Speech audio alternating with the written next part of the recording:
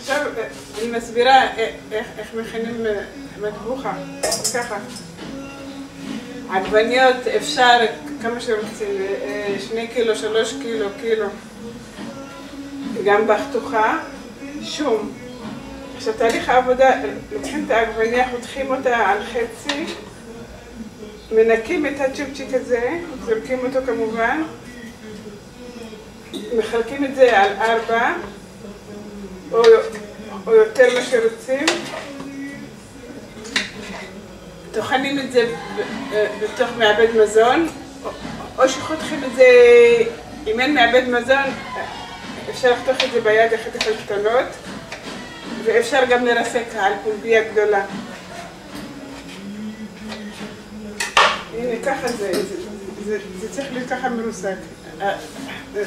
מבשלים רק את העגבניות על הגז, על האש כמובן, עד שזה סופג את כל הנוזלים.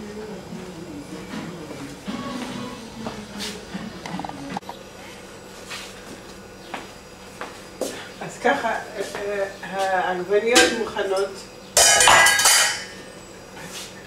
העגבניות מוכנות, הם ספגו את כל המים. אחרי שטחנו אותם, אנחנו צריכים לבשל אותם בלי כלום, רק את העגבניות כמאוד ממיים.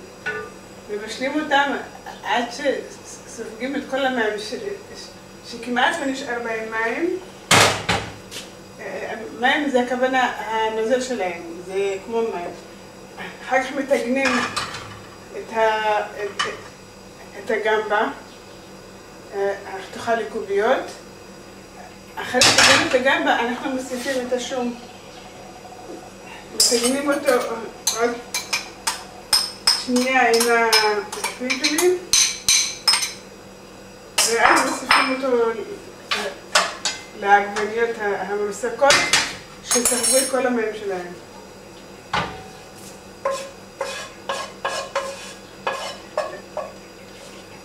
טיגנתי את הפלפל עם חצי כוס שמן.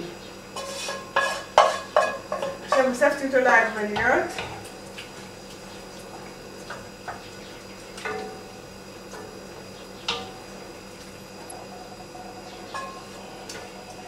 ואני מוסיפה לו תבלינים. כוסברה. קצת כוסברה.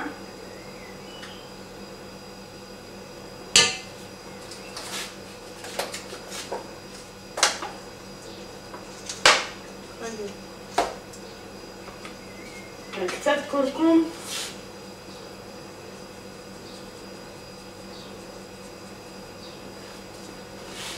ומלח.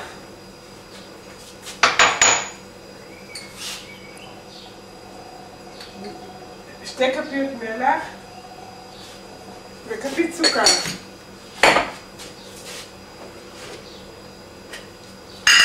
וכפית סוכר. עכשיו משאירים את המטבוחה עד שמתבשלת. היא צריכה להתבשל עד שכל הנוזלים שלה יספגו, והיא מסמיכה, היא חוזרת צמיחה כמו ריבה.